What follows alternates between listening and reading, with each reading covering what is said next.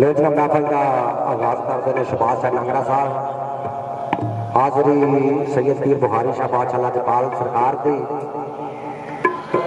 शहबाज शाह नांगरा साहब नाल आगाज करते हैं जी। खैर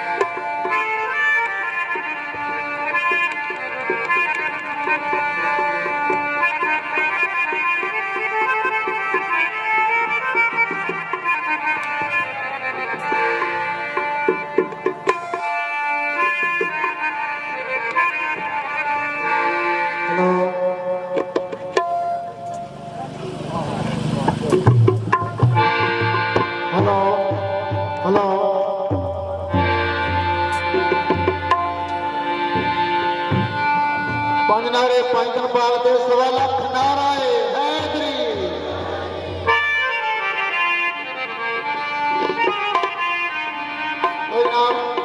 हाजरी लजपाला दी सैयद फकीर दी हाजरी।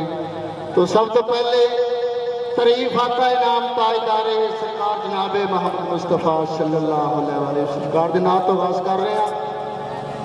शायद लिखता है कौन किसे बुलाता कौन किसे को जानता किस्मत लियादी टोर, कौन किसे बुलाता कौन किसे को जानता किस्मत लियादी टोर, दाना पानी अपना हाथ ओस मालक दे डोर, गल्लां करनियां सौखियां मर्दां नूं औखे पालने।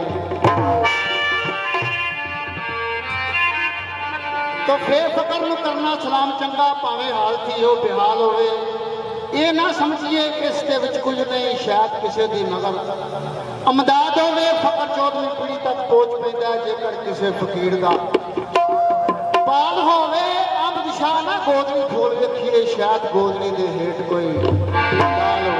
तो सब तो पहले सरकार की नात कुछ कर रहे हैं।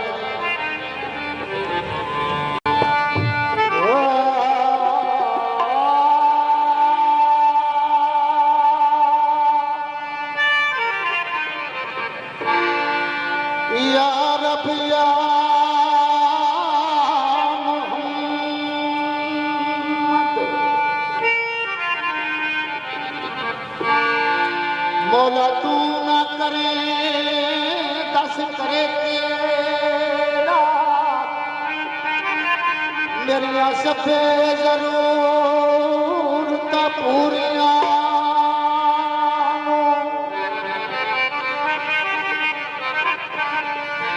लोकी तक दे ऐब गुना मेरे मैं ते तकना रहमता तेरिया।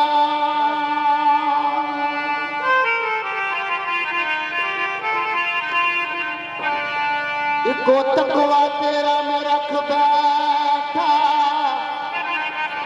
ते होर टाबा